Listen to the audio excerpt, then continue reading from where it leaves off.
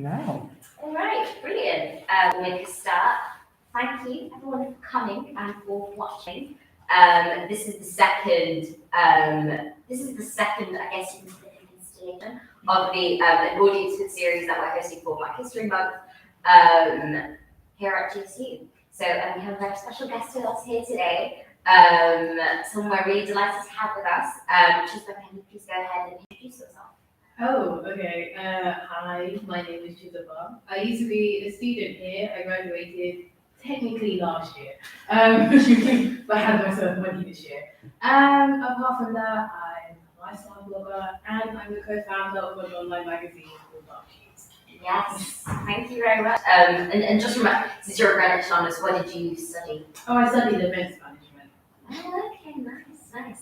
Okay, so the reason why I wanted to have Chizoba over for our Black History Month events calendar is because I knew that this time around I wanted to do something that was related to Blackness and what people call aesthetics, but more visual aesthetics, because I do think that it's something that's always current, because the beauty industry is moving for a reason. It's something that everybody cares about, regardless of where you are on the racial kind of spectrum.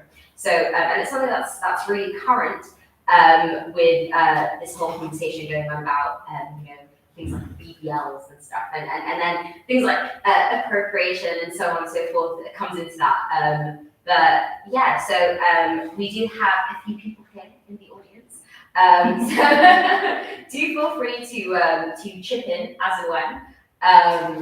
And just to be clear, this is not anybody can chip in. Don't feel as though you can't chip in because you're not a woman or you're not black. Or I'm really interested to hear what everybody has to say about this. So first of all, I want to ask you, why did you start? Tell us first of all, what is Dark Hues Magazine? What's the mission? And why did you start it?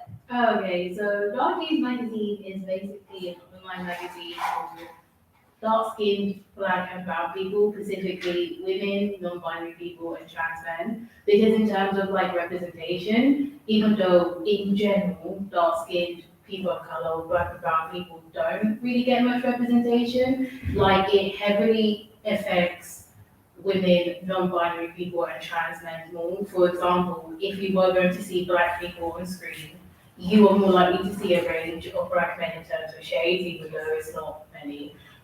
In comparison to women, where they only want to show a particular type of woman, which is generally a light-skinned black woman, and then we don't see non-binary people in general, and we don't get to see trans men as well in general too. So yeah, it's pretty bad. So it's kind of just like a magazine. It's not really if you think about the refinery, but everyone is dark skin. Yeah.